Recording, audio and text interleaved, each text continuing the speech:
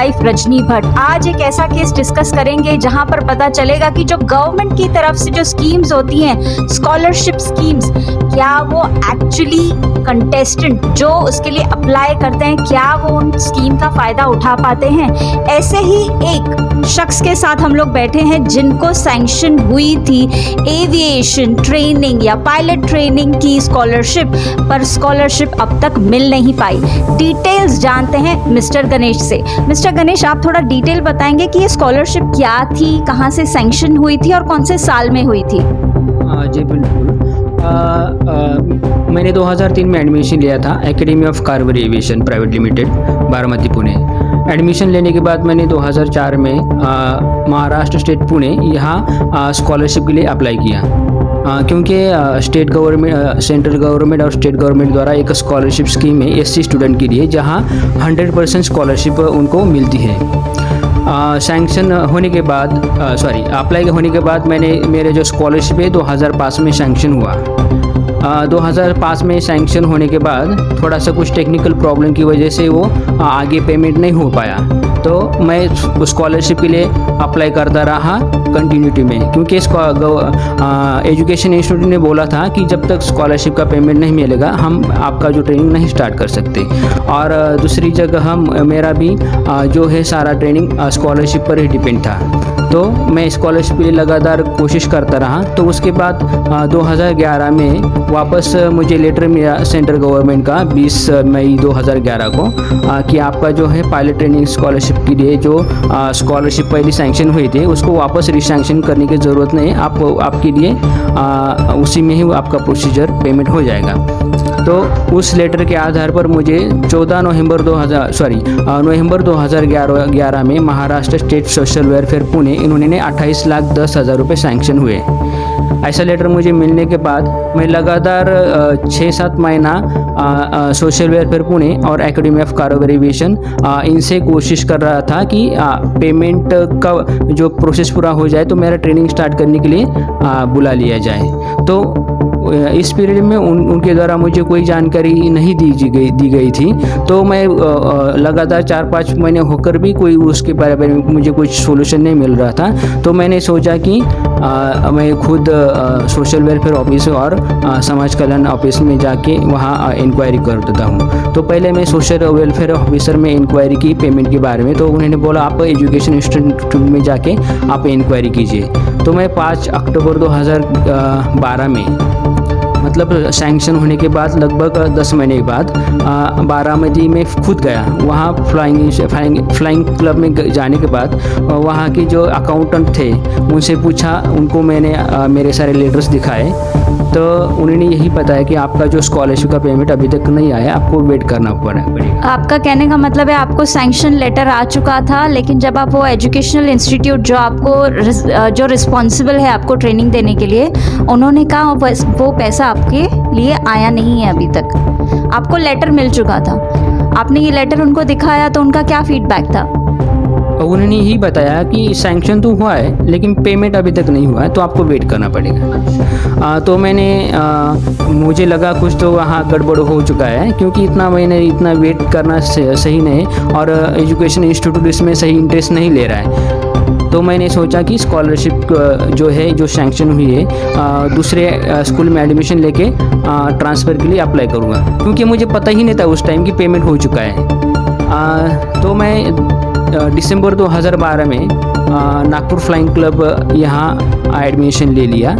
वहाँ की जो गवर्नमेंट इंस्टीट्यूट का जो ऑफिसर थे डिविजनल कमिश्नर, उन्होंने एक लेटर दिया जो 28,10,000 रुपये इस एजुकेशन इंस्टीट्यूट के लिए सैंक्शन हुए है, तो हाँ स्टूडेंट ने हमारे यहाँ एडमिशन ले लिया है, आप वहाँ ट्रांसफ़र की दीजिए, ऐसा उन्होंने लेटर दिया।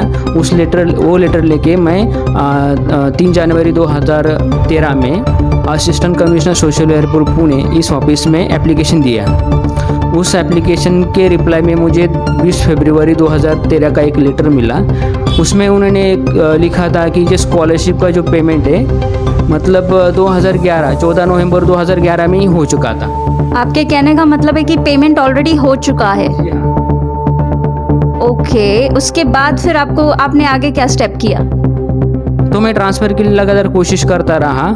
सोशल वेलफेयर ऑफिसर ने उनके कोई रिस्पांस नहीं दिखाया, जबकि मतलब उनको ये ओरली बात मैं बता चुका था कि पेमेंट जो है मुझे पता ही नहीं था, क्योंकि ट्रांसफ़र के लिए मैं खुद ही गया उनके पास। उनको मैंने ये बोला कि ये सैंक्शन हुई है स्कॉलरशिप, एजुकेशन इंस्टीट्यूट इंटरेस्ट नहीं ले रहा है, तो मैं इसलिए दूसरे स्कूल में एडमिशन लिया हूँ, आप वहाँ ट्रांसफ़र करवा दीजिए। तो तब लेटर आने के बाद मुझे पता चला कि ये जो स्कॉलरशिप है मतलब 1 साल पहले ही पेमेंट हो चुका था।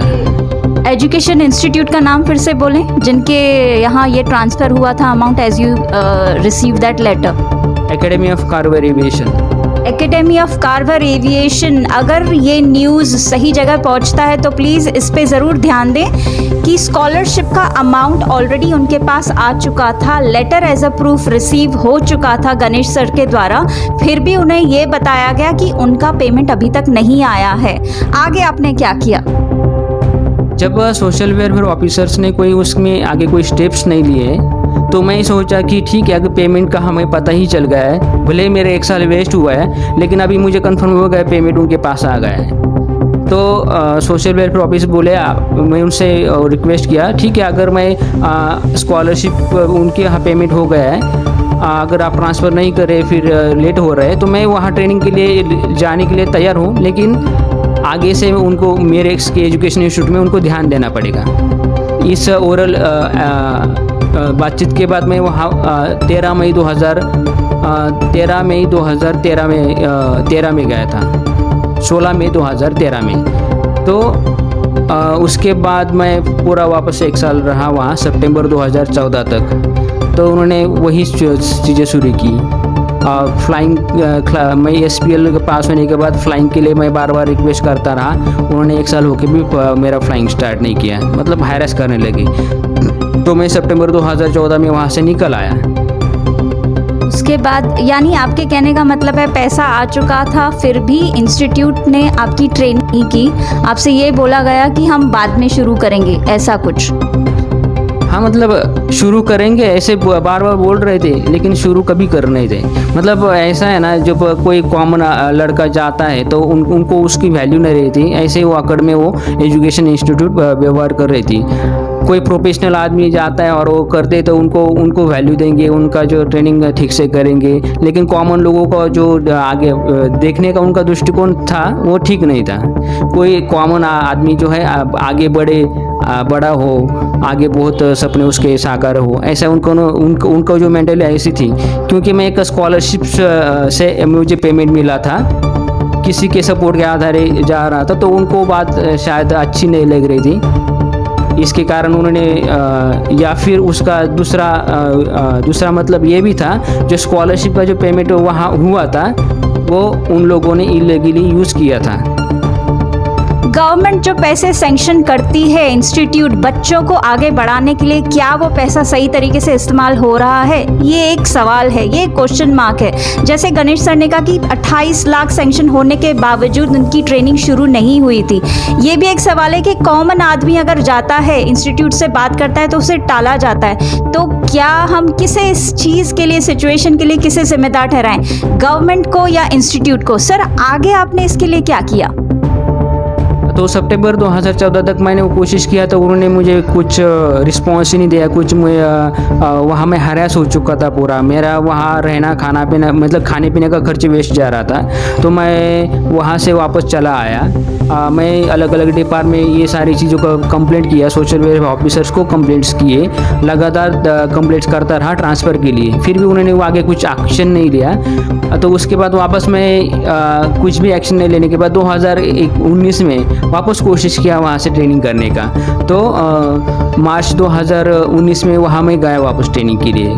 तो मार्च 2019 से फरवरी 2020 तक जो पुराना जो उन्होंने रिपीट किया था वही कॉपी पेस्ट वही कर दिया। नहीं, आपने कहा कि आप ट्रेनिंग के लिए गए थे। आप ट्रेनिंग के लिए गए थे या फॉलो अप करने के लिए गए थे? 2014 के बाद मैंने 2019 तक पूरा फॉलोअप किया ट्रांसफ़र के लिए। तो इतना साल कोशिश करने के बाद सोशल वेलफेयर लीगल कोई प्रोसीडिंग नहीं कर रहा था, तो इसलिए वापस मैंने 2019 में एक बार वापस बारामती में गया। मुझे लगा इतना उन्होंने पहले परेशान किया, आगे शायद वो सुधर जाए, ट्रेनिंग कर दे। तो 2019 में जाने के बाद वापस उन्होंने उन्होंने प्रोसेस स्टार्ट कर दिया, जो है फ्लाइंग के लिए वापस मुझे हैरेस किया। फ्लाइंग करने के लिए बार बार कोशिश करता रहा, फिर भी उन्होंने फ्लाइंग नहीं की। तो वहाँ से आने के बाद 2020 में वापस आया, तो उसके बाद भी 1 साल मैंने उनसे कांटेक्ट करता रहा फ्लाइंग के लिए कि मुझे फ्लाइंग करने के लिए बुलाओ, मेरा फ्लाइंग स्टार्ट कीजिए। तो उसके बाद भी रिस्पॉन्स नहीं लिया, इसलिए मैंने कोर्ट में एक केस फाइल कर दिया। कोर्ट में ये केस फाइल किया है आपने? ये केस कब फाइल किया है आपने? वैसे मैंने 2022 में फाइल किया था, तो वहाँ से फिर यहाँ आए। कहाँ आपने ये केस फाइल किया था?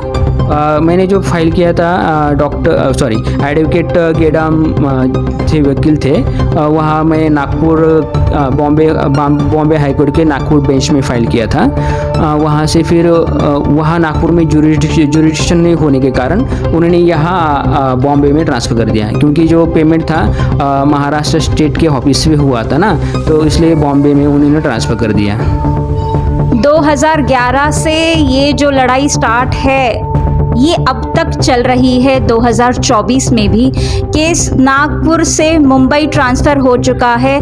गणेश सर इसी होप में है कि उन्हें उनका स्कॉलरशिप मिल जाए।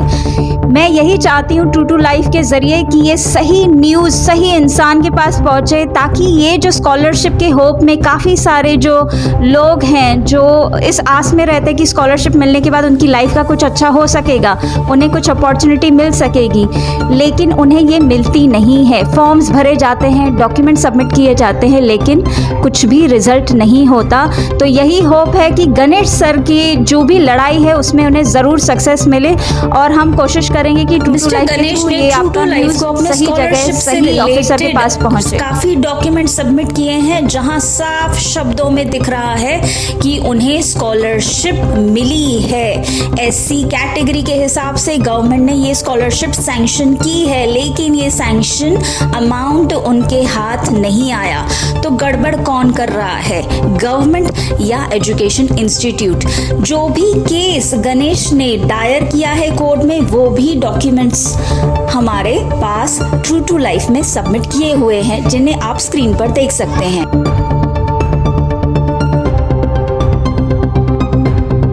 आप और कुछ ऐड करना चाहेंगे कि लाइक और भी जो स्कॉलरशिप के लिए अप्लाई करते हैं उन्हें किस चीज़ के लिए ध्यान देना है? उन्होंने पहले तो मतलब एक अच्छे से स्कूल्स की मतलब सिलेक्शन करना चाहिए, जहाँ प्रॉपर जो स्किल ट्रेनिंग होता हो। वो होने के बाद हर चीज़ में अलर्ट रहना चाहिए, किसी के दूसरे के भरोसे नहीं रहना चाहिए। सभी चीज़ों को स्वतः मतलब खुद से अगर ध्यान दे तो ऐसी मतलब प्रॉब्लम नहीं आ सकता।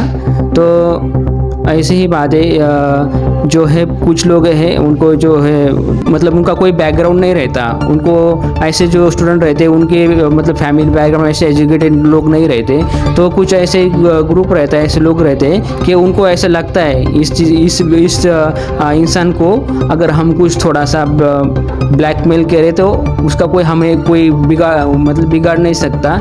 ऐसे ही लोगों का वो लोग चांस लेते हैं। लेकिन जिनका बैकग्राउंड ठीक से अच्छा है, एजुकेटेड लोग उनके पीछे हैं, कुछ बड़े बड़े लोग उनके पीछे हैं, तो ऐसे लोगों में कोई ऐसा इंटरफेयर कभी नहीं कर सकते, क्योंकि उन पर एक ऐसा प्रेशर रहता है, उनसे वो लोग डरते हैं। कहने का मतलब ये है जिनका बैकग्राउंड स्ट्रॉन्ग है उन्हें ऑलरेडी सपोर्ट मिल जाता है, घर से भी सपोर्ट होता है और गवर्नमेंट से भी सपोर्ट होता है स्कॉलरशिप के नाम पर। स्कॉलरशिप जिसके लिए है, क्या स्कॉलरशिप उसको मिल रही है? लगता नहीं कि गवर्नमेंट को इसकी इंक्वायरी करनी चाहिए। ये इंक्वायरी ज़रूर करें ताकि जो सुविधा है सही इंसान तक पहुंच पाए। True to life, Rajni Bhatt.